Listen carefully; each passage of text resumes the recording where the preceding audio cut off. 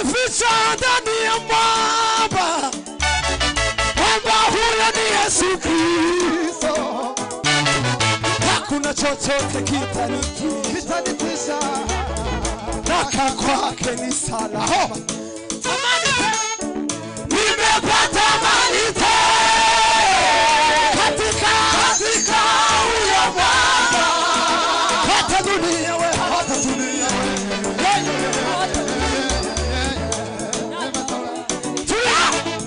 Salama, salama.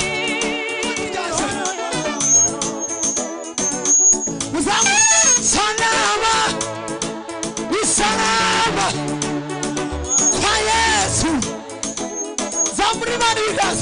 Salama, salama. Kwa Yesu. Nukuru mzamure. Salama.